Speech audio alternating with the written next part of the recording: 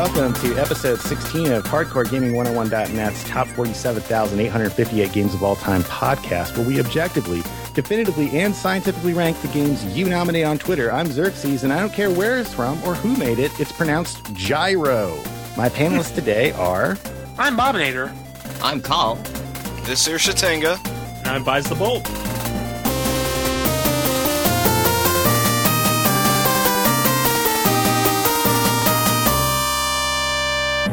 On this podcast, we have three rules. Kural beer. All rankings are final, official, and scientifically accurate. Kural iki. You can nominate one game at a time via Twitter by hitting me up at GC9X. Kural ush. You can nominate games that have already been nominated, but please don't nominate games that have already been ranked. And that's a shout out to our Turkish-speaking listeners out there. Hopefully I didn't butcher your language too badly. You can see the master list for yourself. Check it out at bit.ly/47kgames. Let's talk about Bushido Blade, which was nominated by @NormanRafferty on Twitter. It was developed by Lightweight, published by Square for the Sony PlayStation. Earliest release date was March 14th, 1997 in Japan. We actually did talk about Bushido Blade on our previous format and the Game Club 1990X thing. We had a special episode dedicated to early PlayStation or PlayStation era fighters, right? We did Battle Arena Toshinden and Bushido Blade, I think. I remember those two games. That's all I'm going to give you here. Yeah, I mean, go check that out if you really want to get into the dirt of the Wild West era of 3D fighters. But I mean, those are two fighters that they're like, I don't know how to make 3D fighting games. Let's just do this. Yeah, I'll just do something, and that's it. Bushido Blade is it's a fighting game, but it's not really a fighting game. It doesn't have like weird combination button presses. It's not a Street Fighter 2 fighting game. It's a fencing game. Right. I mean, it's a fencing game, but it's kind of which there aren't really enough games in that genre to make it a genre. Yes, I mean, like, you could compare it to International Karate or something if you really want to. It's that same sort of the fight ends after one hit connects kind of deal. Yeah, well, I mean, yeah, sort of. It's in that, or a Karate Champ or something like that, where there's kind of like different stances and you go high, low, etc. It's what fighting games could have been, but weren't. And what makes it great, in my opinion, is that it's a weapon-based fighting game, but it doesn't just, it's not like Samurai Showdown, where it's like, which is literally a fighting game except you have weapons. And they do a couple different interesting things with it in Samurai Showdown, but it is still basically just a fighting game. If you played Street Fighter 2, then you know how to play Samurai Showdown. But this is not really like that. If you play Street Fighter 2, if anything, like being really good at other fighting games is a detriment to you in Bushido Blade because it doesn't operate on the same principles at all.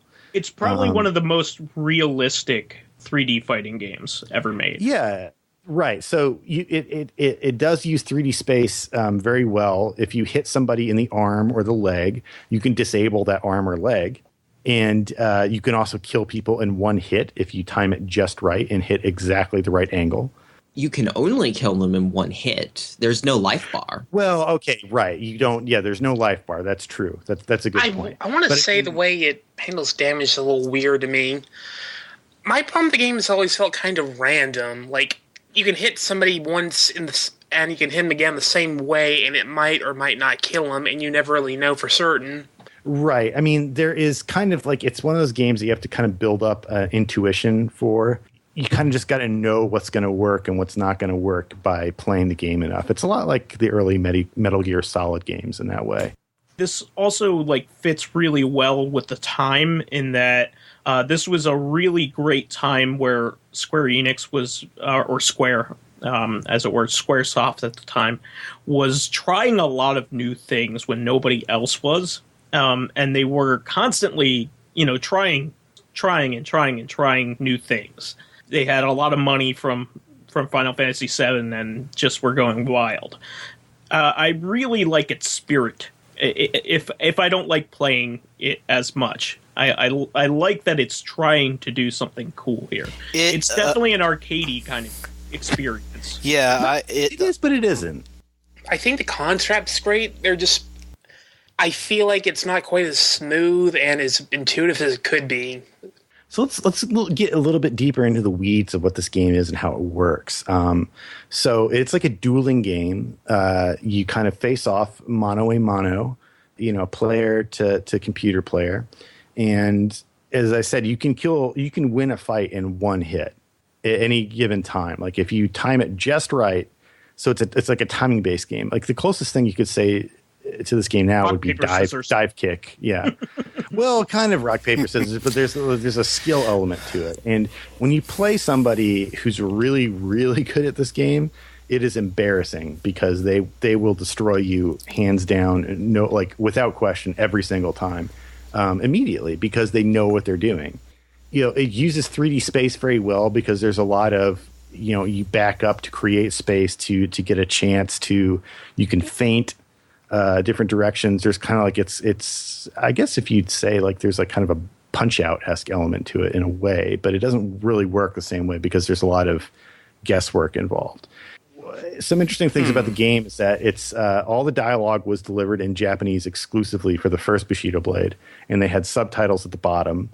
It is a game that it operates quite literally on the Bushido principles, the warrior's code, such that if you kill an enemy before they've finished bowing at the beginning of a match, or you kill an enemy from behind, or you throw dirt into the enemy's eyes, which is an option in both Bushido Blade games, you will win the fight but lose because it's a dishonorable kill. It also gives you the option, I think Bushido Blade 1 does this. I know Bushido Blade 2 does. Of committing seppuku. You can press, you press just the select button while standing still, and you will drop to your knees, and the other player will cut off your head, essentially. I like how there's like so much focus on honor and the way the Bushido, but there's a guy with a gun. He just has a gun. Yeah, he's which makes that fight really hard because the best way to kill him is to knock him down and cut him in the back. Yeah. And if you do that, usually you'll lose because you'll have done it dishonorably. I do have to mention here that this game is really emulating the cinematic style of Akira Kurosawa. It's definitely supposed to be artistic. And a very serious look at samurai, and that gun is from Yojimbo. The guy with the gun is similar to the guy from Yojimbo. Yeah. So you got to think about it in a time during this feudal era where you have all these samurai ruling, and then you have one guy with a gun. He's basically going to be king. And they didn't have guns. They started importing them, and then they murdered samurai. Well, it's weird because it's not technically ancient Japan because they have like fences and it's interesting. Rooftop. It's like a modern day. Yeah, it's like a modern day samurai clan or something. It's goofy in a way, Kill Bill. Right. Yeah, it is pretty much Kill Bill. I mean, but the thing is you're right. It is. I wouldn't say exclusively Akira Kurosawa from like a North American Western perspective. We would say that because we didn't get most of the movies that were made at the time, and so Kurosawa has a much longer lasting impact here than he necessarily did in Japan. But I would say like all the now you've got all the Zatoichi movies, for example, which usually culminate with like a kind of like stare down kind of Western style, take 20 paces and turn around and draw kind of final duel. And that's what the Bushido Blade at its heart is, really a dueling game where you could just stand there. And a lot, when you're playing the computer, if you're really good, you do kind of just stand there and wait for a few seconds for the other guy to make a wrong move. And then you can just tap the right button in the right stance, and you just plant the end of your sword into the guy's skull, and you win. It really makes me feel. It brings to mind a lot of the early computer dueling games like Karateka and things like that. Yeah, it is. It is a lot like Karateka. I agree. I mean, that's what makes it kind of cool. It is a clumsy, ugly kind of game. It doesn't always make sense what's happening. There are a lot of times where you feel like you did everything right, and you'll get like a dishonorable disqualification, and that's really frustrating. it Well, has a lot of that's also exclusive to single player. It doesn't. If you play multiplayer, it doesn't give you any dishonor or anything. It right. doesn't throw Oh you. yeah, interesting thing about multiplayer. I didn't find this out until recently, but it actually supported the PlayStation Link cable. Oh, Which neat. allowed you to do which doesn't make really any sense because the only point to the PlayStation Link cable was for games that had split screen multiplayer like Twisted Metal or something like that, where you could have two full screen players going at each other because their PlayStations were linked up. It was really good for racing titles. Yeah. So with this game, you don't really need that because there is no split screen, but they did it anyway, which is cool. It just kind of just adds like a little bit of extra drama to it, I guess. There's also the first person mode, which is really crazy but fun. That gives you a good idea of what it's like to how hard it is to sword fight, because it's a way of where if you are the wrong distance from somebody, you are dead. If you are the right distance from somebody, you are invincible. Yeah, something interesting I want to mention I wasn't think was touched upon was that the weapons you choose, kind of matter more than the actual characters.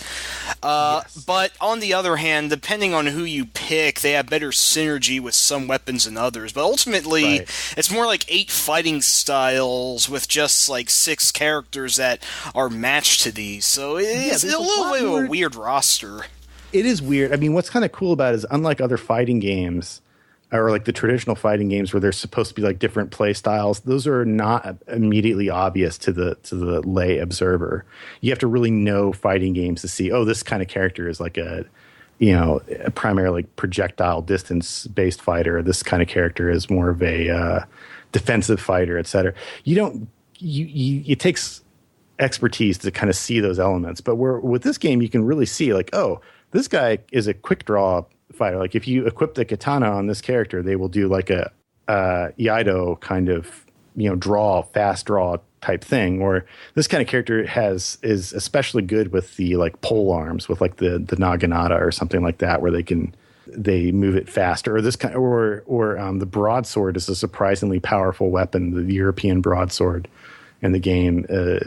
At a certain level, it's almost like cheating when you're playing. I would say a lot of this stuff, though, makes it incredibly confusing to play this game without really knowing what's going on. Really it's confusing. like, but here's a bunch of characters, here's a bunch of weapons, get going! You're just like, I do want to argue that this game is actually in some ways easier than conventional fighting games because you don't have to worry about Okazemes or meaty vortex hits or OTG happy birthday and all that obnoxious fighting game terminology, which I don't You do particularly kind care of need for. the moves list, though, to know all your combos and such. At least, yeah. Every character usually has a you'll special kind of move. learn them intuitively. They're all kind of like double tap forward and strike, that kind of thing. Like it's super, super duper easy. Bushido Blade 2 adds a little bit more to it. It decreases the number of stances, but increases the number of like special attacks. In a lot of ways, it's a little bit better, more refined game. But in other ways, it's kind of has a little bit less heart than the original. Again, go back to the GC9X episode if you really want to hear us talk about the difference. I think this game had a black and white mode, didn't it? yeah, it both does. Bushido Blade it can be in games black and white. Yeah, I think which is really cool because the blood is still red. So it does kind of mimic like the old Jedi Geki style, but then the bright red blood adds this kind of Tarantino-esque like surreal. I really don't remember this being a thing. I'm sorry. I probably would have found it because I really played both of the games really thoroughly it might back be as a cheat kid. mode that you have to enter. It's just in the options. Okay. It's just in the options. You just go into the options Wow. and you can select. All this time and I've never activated it? Jeez. It might depend on your game version. I don't know if it's different between the releases because there was 3 releases, like the Japanese version, the American version, and the Euro version. Oh, okay. So The Japanese maybe one of them versions the games excludes it. allowed you to unlock the gun characters, and the North American versions did not. But that, to my knowledge, is the main difference. There's also like the slash mode and stuff where you just like fight like an endless wave of anonymous ninjas. I really thought that was a cool mode because you actually did unlock the use of Katsi the Gunman if you managed to beat it without continuing. And the way I mostly just did that was doing a lot of drive-by slashings, where instead of actually fighting, I just ran and kept trying to nick them with the running blade, and it In the worked. slash mode, I don't think the dishonorable kill thing is functioning, right? No, it doesn't apply there. You just have to kill 100 ninjas. The best thing you do is to run around behind them, knock them down on their belly, and then slash at their head. Yeah, exactly. But that's the kind of crazy stuff that happens in this game, and that's why I think, because we're going to rank it now, that's what makes it special. Is there's just nobody else. Well, is doing a game like this. There's a ridiculous spectacle to this, which isn't present in a lot of other fighting games, because you really don't know what's going to... Like, with most fighting games, you're like, this is what's going to happen. Whereas this one, you're like, whoa, I got knocked over, and then that guy jumped over there. But leg. It's very... It looks a lot more like a real fight, which is interesting. It is interesting. It's kind of ridiculous, but... yeah, right. Let's say you lose a leg, right? That you have to limp around, and it's a big disadvantage. You lose both legs. I don't know whether you can lose both legs. You can lose both legs, and you just lie on the ground, and you just kind of flail. It's never happened to me. I always lose one leg, and then I'm kind of like stooping. It can only happen in Bushido Blade 1. In Bushido Blade 2, you can only get injured in one leg. You can only become a limper. So, having said that, can we talk a little bit about the legacy a little bit? There was also the Kengo games that were kind of the spiritual successor. I never played any of those, but I hear they kind of sucked. That's what I've heard, yeah. I remember X-Play, back when that was a thing, really hated it. I can say that... oh god, why am I even bringing this up? The only, even close successor I can think of to Bushido Blade many years later was the Deadliest Warrior video game. Yeah, if anyone remembers that ephemeral piece of Xbox live arcadeness. That was really popular in its day. I played it. It was actually not bad. Well, I mean, people have been waiting so many years for something that was even close to actual Bushido Blade. And it was like, yeah, well, we played Bushido Blade and we made this like that, and it's like, cool. I'd say, for an even more recent example, Nidhogg is a very simplified 2D version of this. Oh, yeah. I would say that there has been a lot of pining about this game lately, to the point where I think there's going to be an indie successor to it eventually. It's not that it's... Yeah, there really hasn't been, but I mean a one that feels like it, feels like a modern Bushido Blade, that's 3D and everything. I think, especially with VR becoming big, that somebody might come up with something like this. People have been yearning for this, even though the actual game itself isn't as great today. I think the concept is phenomenal. And I think people really want it back, but nothing has ever come up as good as it, right? Right. No, nothing's even really, barely anything's attempted. Actually, I can think of one more example if that would interest anyone. Has anyone played Blade Symphony? I did play a demo of that at some point. I did not enjoy that game at all. It was like Bushido Blade, but even worse. It was incredibly complicated. I'm sure someone who played someone who played Blade Symphony would be like, you're an idiot, you don't know what you're talking about. I played it for an hour, and I'm like, this is complicated in the worst possible way. It was just noisy, flashy garbage. I couldn't make sense of anything.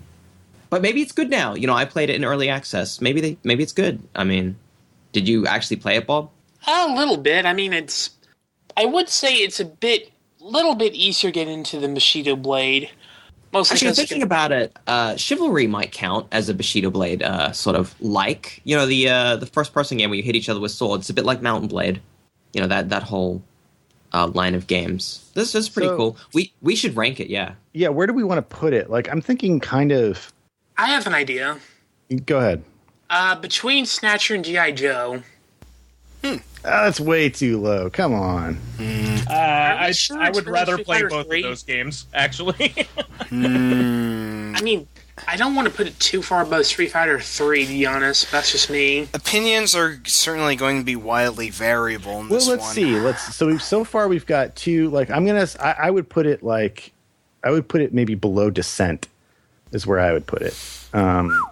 But I'm so right now I'm the highest. And are you saying that it's a better game than Ikaruga?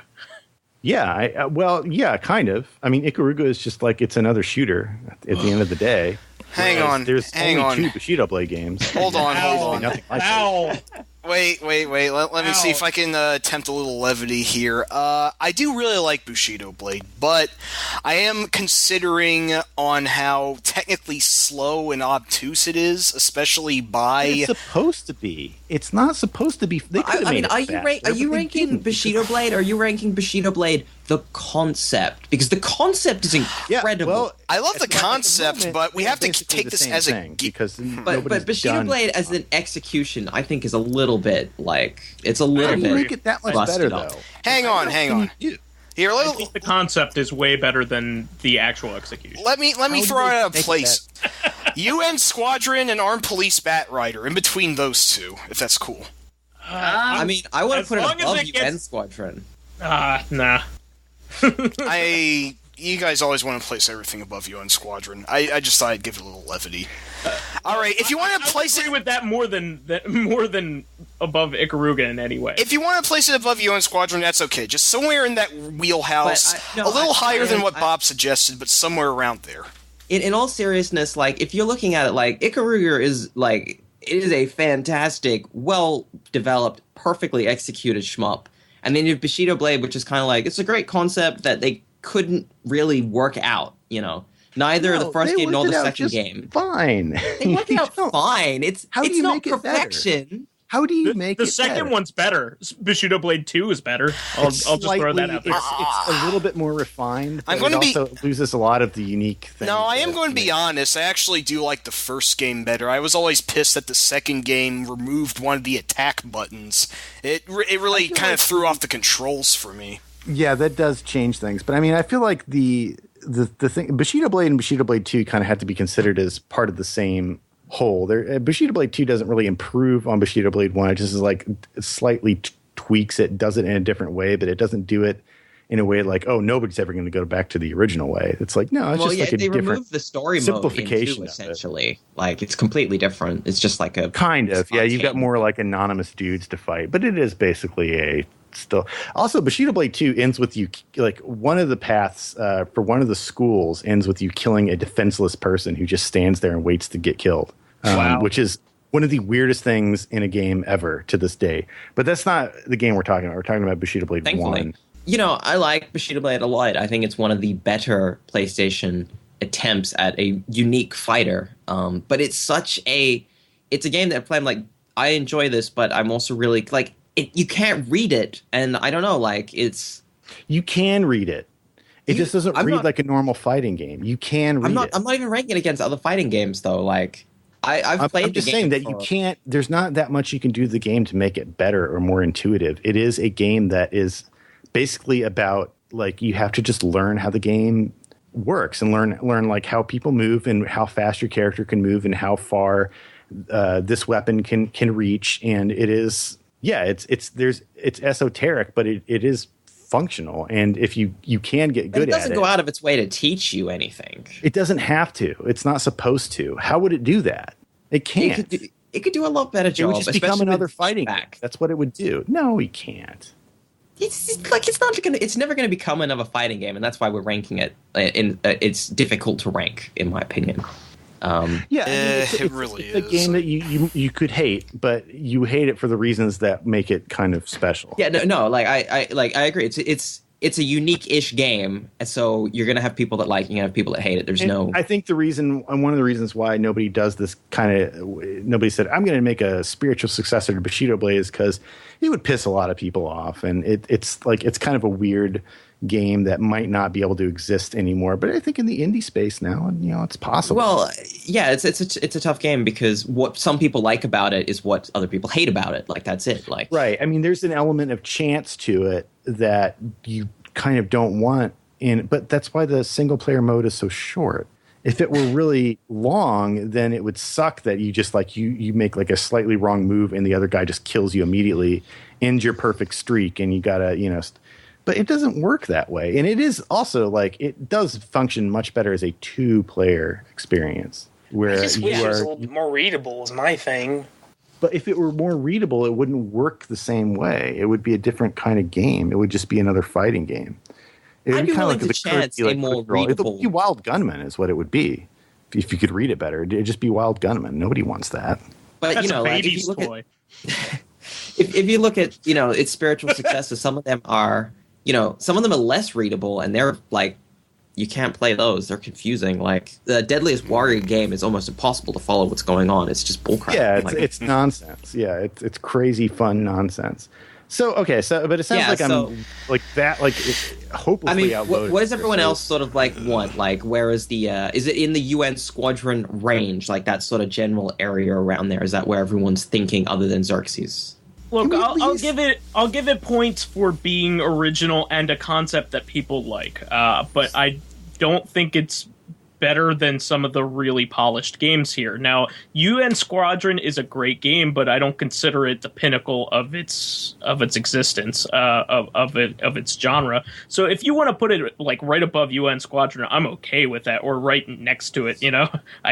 But in terms of something as fully polished as Sin and Punishment, Full Throttle, Ikaruga, I just don't see it. But if you haven't played Sin and Punishment, but you played other games like it, there's no hole in your repertoire, in your gaming history.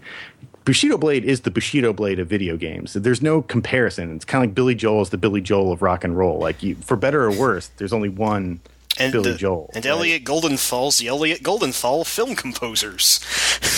But I mean, that same argument. It's good or there's bad. a hole in your life that Bushido Blade can fill, and only Bushido. Just because Unlimited Saga is a unique piece of crap in its own regard does not give it extra points for being a unique piece of crap. I mean, this is top games, not games that you have to play because crap they're is worse than a unique piece of crap. And this is a quirky, weird game that there may never be anything like it again. There's definitely never going to be like a mainstream major publisher making a game like this again. A lot of people played it. It was a lot of fun, and you kind of are missing out if you don't at least try it. And that is something to be said for the game. As I said, you have a game like Nidhogg, which simplifies down the core mechanics, and it works. It's got the same random Scrabble, the same crazy constant energy, but it distills it down to an even more pure form. And, like that, Bushido Blade doesn't have that. Bushido Blade is like, you have to spend a very long time even to kind of grasp what is good about it, or you have to find someone else who's at your exact skill level. You can't play Bushido Blade with someone who's significantly better or significantly worse. But you do have a chance against them in a way that you don't in other fighting games. You do have a chance against like a superior player. Like, you can mess with them because your timing is going to be all different than what they expect. Let's explore this notion of uniqueness. I think that this isn't too far off from something like Windjammers. Yeah, that's a good comparison. Windjammers. Now, I think Windjammers is a better game. I can see that working. But yeah, we don't have Windjammers on the list either. Thanks. Someone should definitely nominate it. Perfect. Look, I'd love to discuss Windjammers. How about this? I would put it. Can I at least just let me put it above Ikaruga? Oh no! Come on. Okay, how about this? Look, Andrew, you're just going to have to. It's my blue stinger, man. Yeah, this game doesn't have a dog's bower. Come on. Look, you're making your rule. I'm putting it below Blue Stinger. Okay. Also, you got to credit. It does have Bushido Blade 2 does bring some Dog's Bower-esque characters into the mix, but we're not ranking that. See, for me, I think Ikaruga, even though it's not necessarily something that they did invent that dual mechanic in shmups. Yeah, but that's not. Wait. I'm just saying it's the pinnacle of its genre, and I don't think Bushido Blade ever had that opportunity. Bushido Blade is the pinnacle of its genre because it is its genre. Because nobody Bushido Blade is waiting for its Ikaruga. Bushido Blade is a no, it's not. Guys, I think waiting for Ikaruga. Okay, so we're okay. Ridiculous. Okay, so below Ikaruga, above Full Throttle. I'm okay with it. Okay. Okay, right. Me too. Let's just end this already. Holy shit.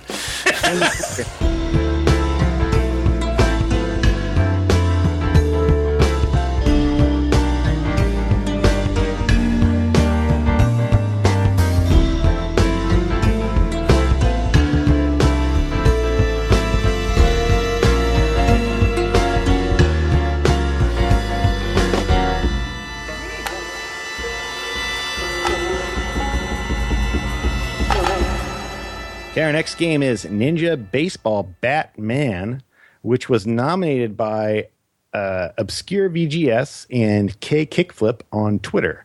Developed and published by IREM. It was a coin-op game, an arcade game. And the completely unsubstantiated earliest release date on Wikipedia is September 1993, which sounds about right, but who knows where With that arcade was. games, you have no idea. Yeah. They just Knowing Wikipedia, that could be a U.S. release date, and the game sold like 35 copies in the U.S., so that doesn't even matter. I also do want to mention that this game is a very unusual, had a very unusual development in that it was co-developed in Japan and America, kind of like Sonic 2 was. I don't know how much of it was developed in America, if it's just the concept. All the art was drawn, I think, in America. The concept and the character art, but not the sprites, were done in the U.S. There you go. Yeah, I think it was kind of like a sort of belated attempt to cash in on like the whole. I don't know whether it's like maybe it's too late for Ninja Turtles, but it's like Power Rangers era for North America. I don't know, but my understanding is it was a lot more popular in Japan than it ever was anywhere else. I don't think it sold a whole lot anywhere, sadly. I mean, as It did respectably an arcade in rat. Japan. As an arcade rat, still to this day, I hardly ever see a cabinet of it. It's and back then As I said, I see it. you're literally not going to find one. One of the creators or concept artists, the main guy behind it, literally said it sold like 35 copies in the U.S., like 35 whole units in the entire of the U.S. I think they just missed the beat 'em up window, though. Like the thing about beat 'em up games is they were basically just like an excuse to like dump licenses on stuff at this point. And that made for some interesting games, but that was kind of what they were. Fighting games were shifting into the main like arcade game. Like, beat 'em up were kind of drying up. I do really like mid 93 is kind of late for a beat 'em up. Yeah, really. it didn't stop Capcom from making some more, which are actually very good. But for better or worse, fighting games were starting to take over as like being a sort of game that like people can transgress their violent tendencies upon, and what's the word? Be catharsis. But it's really too bad, because I think that this was also around the time when if beat 'em ups would have continued, people would have learned of the prior mistakes of the genre and really created something that controls smoothly with a lot of variety and creativity to it. And Ninja Baseball Batman, I think, does just that. I mean, that's something I think Bobinator might want to touch on, because it is kind of a culmination in a way of different styles of beat 'em ups. Okay. I had a big thing about this, so let me try to explain. Basically, the way I see it, back then you had two schools of thought for beat 'em ups. You had Capcom style, where everything was like super polished and had a lot of depths, knowing exactly how to handle things, lots of hidden moves, which is all good. And then on the other hand, you have the way Konami did, where you're just going to get some friends, you're just going to mash buttons and go crazy and look at all your favorite characters and look at all the wacky animation, and it's not particularly deep, but it's still fun. And this game, I feel, is one of the very few beat-em-ups who can take those styles and put them into something even better. Well, I think you were saying something earlier about there's a kind of depth to it that doesn't really exist to a lot of beat-em-ups, even of this era. There are a lot of hidden moves in this game, like a ton, like a lot of Street Fighter style special moves. You don't really see that often.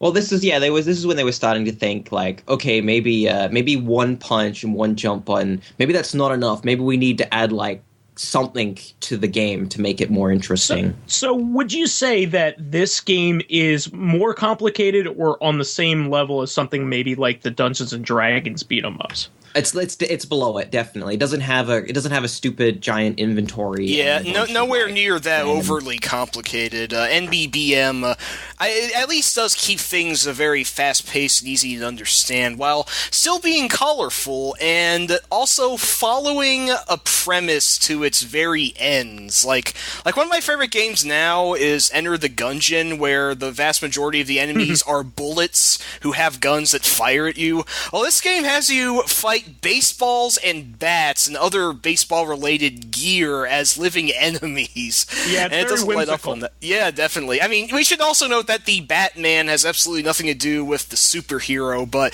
that's all about baseball robots beating the crap out of each other, because they're bats and they're men, I guess? Well, robot men, but it's a slight bit of a misleading name. I mean, I guess the SEO on it nowadays would probably be overridden by the actual Batman, but this game really can't be overlooked because it's just, like you said, Shining whimsical. star of the genre. Exactly, yes. Yeah. Do you guys want to talk about ranking it? Whoa, We got already? a while. We got like Slow. No, too soon, too soon. I No. haven't even told you what happens in the game. Oh, yeah. One day, 6 baseball items were stolen from the Baseball Hall of Fame by a secret society called... How's that pronounced now? Jado? Yeah. Jado, the commissioner of the hall, asked Ninja Baseball Batman to return the stolen items. Wait, that's it. Huh, I thought that was more. Well, anyway, yeah, you're getting these mighty MacGuffins back from the Baseball Hall in, I believe, New York. And, yeah, you Which are... is not where it is. Oh, or was it Chicago? Crap, I can't remember. It's been a while since I played.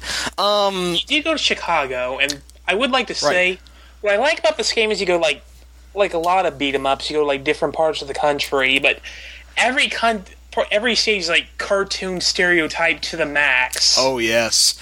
I mean, oh man, what are some examples we can get? I mean, there's one level that takes place in Vegas, and you're beaten up by giant playing card robots, and then That's awesome. the boss of that level is actually a slot machine also.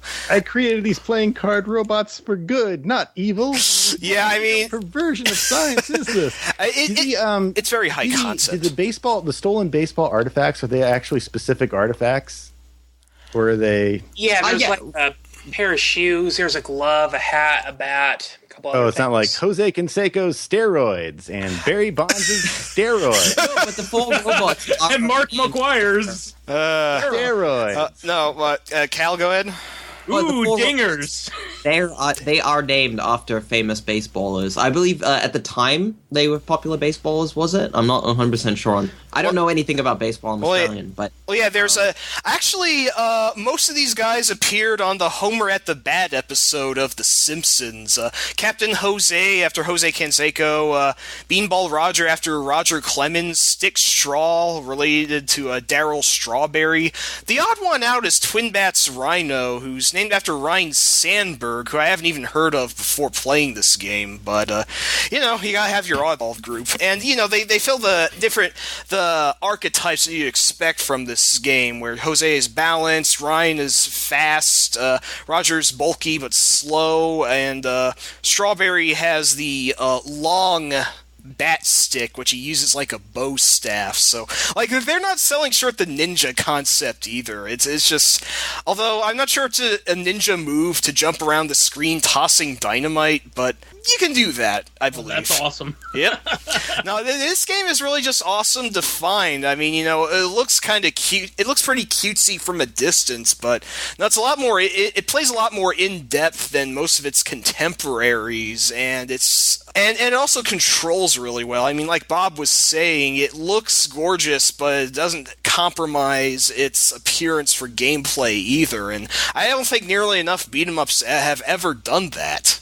I mean, the bosses are amazing in this game. You fight like a giant plane that I think shoots planes at you. And you fight him inside a plane too, if I'm not mistaken. Yeah, you fight him inside a plane. It's Planeception. And there's admittedly a pretty obnoxious boss, but a pretty fun one in visual appearance. A poltergeist who cobbles itself together from chandeliers and violins and a giant bull's head. and a refrigerator. Oh yeah, right. Now that was its main and body. it's important to note this is set in Texas, which is apparently haunted, according to the game. Maybe that's a nod to the Texas Chainsaw Massacre. Because it's the whole Texas level is it's themed after horror movies. It's got zombie baseballs and all this stuff, and it's in Texas. Yeah, most of the game takes place in America, although I think that you go to Tokyo or Kyoto or something. Oh all of it actually takes place in America. Surprisingly, I mean, like we said, like this had a odd meeting. I mean, it feels it almost feels like it's one of those games where it's like what Japan thinks about America and its cities, but it is actually surprisingly played in, I think, a rather, for the most part, a cute and fun way, and not really discriminatory. Although the Chicago level being filled with 1930s gangsters might be a little edgy. Also, the gangsters all happen to be shaggy dogs for some reason. I don't know what was up with that exactly, but it is what it is. I'm not going to question it. Maybe Tim the Allen last had boss something of to the do game with is, of course, Babe Ruth, if I remember correctly. Oh yeah, can I spoil this? It turns out that the 6 baseball items you got are filled with some sort of ancient power or something, and the jerk-ass commissioner who told you to get those in the first place turns out to be evil. Big surprise. So he takes the fully formed baseball statue and makes a giant Babe Ruth robot out of it for the final battle. Pretty tough bastard, too, and this is one of those games where it just sounds like everything I'm saying is bullshit, but no, it's just that in the 90s, games were allowed to be this crazy. And this is why I'm so big on this game. Let's look at Final Fight. I mean, it's pretty, it's a good game, but, I mean, where do you go? Streets, boardwalk, subway. Final Fight was in a wheelchair with a crossbow. I mean, yeah, but you have to wait until the final boss for that. Final Fight really is an adaptation of something like the Warriors, kind of like, and so was Renegade. I mean, its predecessor. In a lot of ways. I mean, it's emulating a certain type of movie and feel. Well, I can appreciate that. I'm just saying that this game is just so visually exciting, distinct, that you want to play, just see all the weird and crazy things that are going to happen. Right, which makes it drive to finish it. Yeah, which makes it which is what beat 'em ups should have been at that point. I guess before we rank it, I do want Bob and I to kind of go a little bit more in depth of how the mechanics of the game differ from other beat 'em ups. You have a lot of moves you don't typically see in most beat 'em ups. You do have a dash, you do have a ground attack.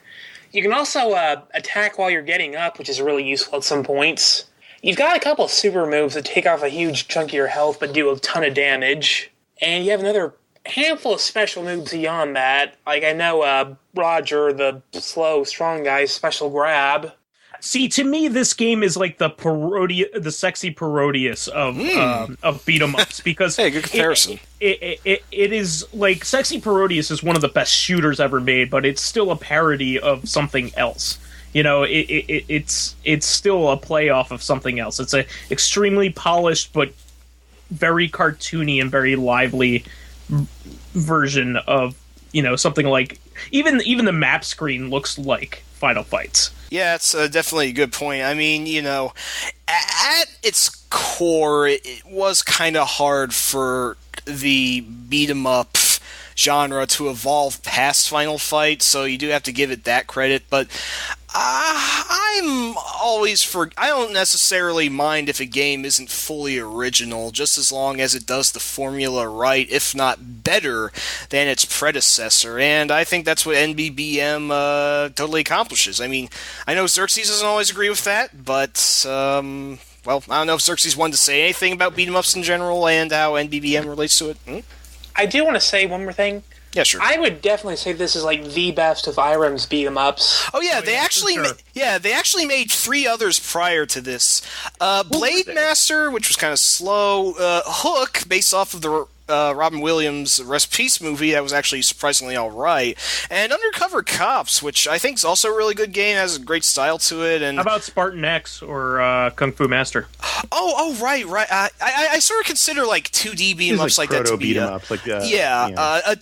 almost a different thing, but that's true. The thing with Undercover Cops is that it's good, but it gets really boring near the end. The final stage in it sucks, admittedly, but and Ninja Baseball Batman never slows down like that. I think that on the whole, I can't really remember any low spots in that. I mean, actually, a lot of beat 'em ups sort of have this caveat where you've seen everything there is halfway, and the rest of the game's just kind of slugging it. But no, for this one, it's held my attention to the end. I mean, if you're going to make a beat 'em up for arcade, like you want to put all your best stuff at the beginning. You really want it to be kind of top heavy. Yeah, that's the case for a lot of arcade That's games. what everybody's going to see, and then they're going to run out of money, and then they're going to stop. And you don't want to put too much effort at the end of the game because most people aren't going to see that. You know what the art style reminds me of? This game too a lot. This is one of the reasons no one really cared that much about it. It is quite a challenging game to get through, especially if you're not willing to burn through a lot of money. You know what the game's art style reminds me of? It reminds me of Airzonk. Ooh. Anybody ever played Airzonk? Yeah, Oh, I love Airzonk. It's my favorite shooter on the TurboGrafx 16. Yeah, it just has that same like exaggerated like, and even like kind of like the same color palette. Like it's Yeah, just, definitely. Very bright, very colorful. Almost too bright and colorful in a lot of ways. It's sometimes hard to distinguish the characters from the background, but that's neither here nor there. Where do we want to put this? Here's what I'm thinking. Yeah. I'm thinking, like, how about between Alien Soldier and Super Castlevania 4? I think you're in a good near a good spot there because it. I don't because Final Fight though is something that's set the pace for this kind of game though, and I think we should take that into consideration because Final Fight was what this game kind of like Wolfenstein is to Doom, even though I mean, to be honest, I don't really know what Final Fight does better than this game, even if Final Fight is still good. it's culturally relevant. That's it. Final Fight changed the way that type of game was made. I don't necessarily disagree with that, but I also do feel that how a game plays is sometimes more important than what a game does necessarily. So I'm obsessed with refinement, which is why I like my Mega Man 4 a lot better than a lot of other people do. But oh, shut up! We'll get to that sometime. Oh, F off, Simpsons. Come on. All right, I'm Sideshow Bob coming here. Let's yeah. Okay, I mean, all right. I'm in the Alien Soldier Castlevania 4 range. I can see that. I mean, I'm not putting the game down at all. I think it's great. I mean, there are a lot of other great beat 'em ups. That come right into this area. Like, I mean, Aliens versus Predator is right there with. That would actually be my number one favorite beat 'em up of all time. Not that's necessarily better than NBBM. I just personally really like it and sort of have a personal attachment to it. There's some really great beat 'em ups that come after that. Yeah, definitely. RPG mechanics and stuff like that, like Guardian Heroes and Castle Crashers and Scott Pilgrim and games like that. And Double Dragon Neon's really great too. That game's way better than Castle Crashers. Definitely. Just, FYI. I didn't like Castle Crashers that much. I think it's kind of all flash, no gameplay. Who would rank it above that spot? I would put it below Space Harrier, to be perfectly honest. That's where I would put it. I can live with that. I kind of agree. So let's You think it's better than Yoshi's Island? Oh yeah, definitely. I know if Jeff were here, he would definitely say so. I would say it's definitely better than Crash Bandicoot 2, but Yoshi's Island is a fantastic game, and it's very similar in a lot of ways. That's true. I think maybe we jumped the gun a little bit here because Yoshi's Island it is a refinement of everything that was learned during that console generation for that kind of game, and it also does the same kind of thing that this game does.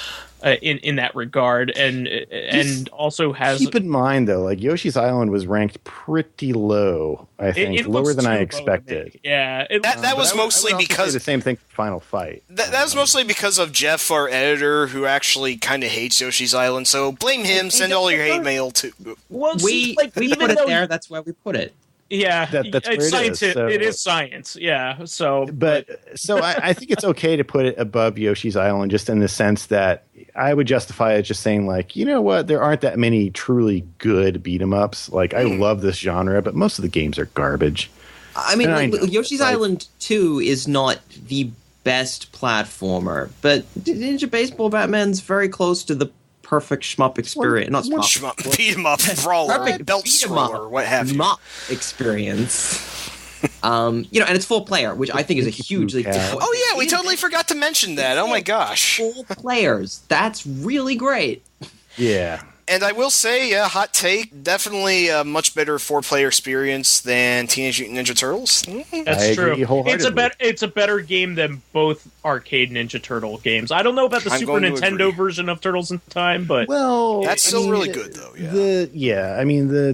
The Turtles in Time was really cool. It had a lot of cool set piece type things to it. But yeah, I'll give it to you. Like, Ninja Baseball Batman, it's a wacky, crazy, zany game that you're not going to ever see anything like it again. It's kind of the last of its kind, first and last, in a lot of ways. It's a very good beat 'em up, and that's a genre that's underrepresented on our list.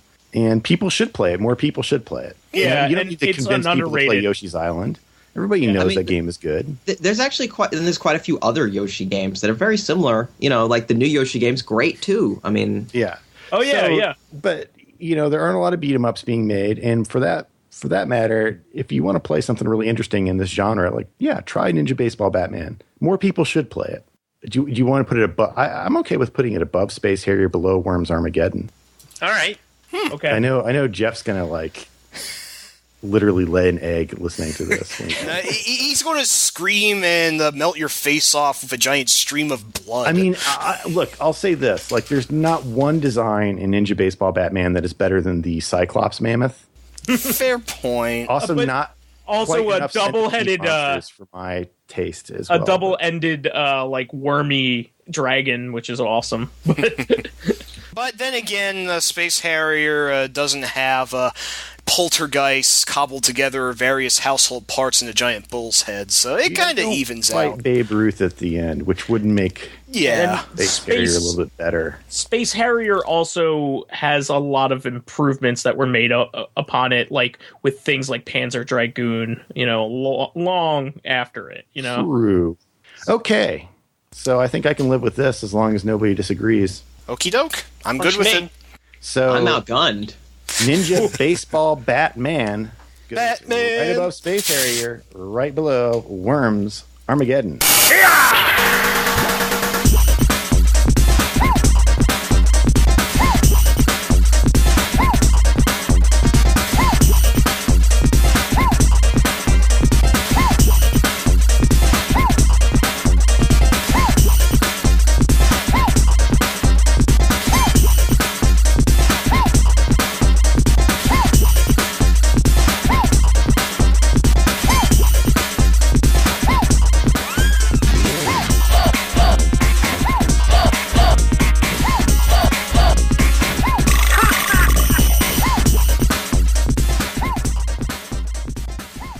That's all for episode 16 of HardcoreGaming101.net's Top Games Podcast. Special thanks goes out to @Norman Rafferty, @ObscureVGS, and @KKickFlip on Twitter for nominating those games. Thanks as well to those of you we haven't gotten to yet. I promise you we are prioritizing your entries, and we will hope to get to them soon. Thanks as well to my lovely co-hosts and compatriots, our editor Jeff Rudd, our theme song composer Muteki, and of course, the support and feedback of listeners like you. You can support this podcast by making a small monthly donation at patreon.com/HG101. I know I did. And you can also help us out by subscribing to our YouTube channel or by following by following HG_101 and @GC9X on Twitter. But most importantly, help us claw our way into the zeitgeist by getting on iTunes, subscribing to HG101, and giving us a 5-star review. If you put a game that you want us to rank in your 5-star review, we'll rank it. So I guarantee you we'll do that the next show, no matter what.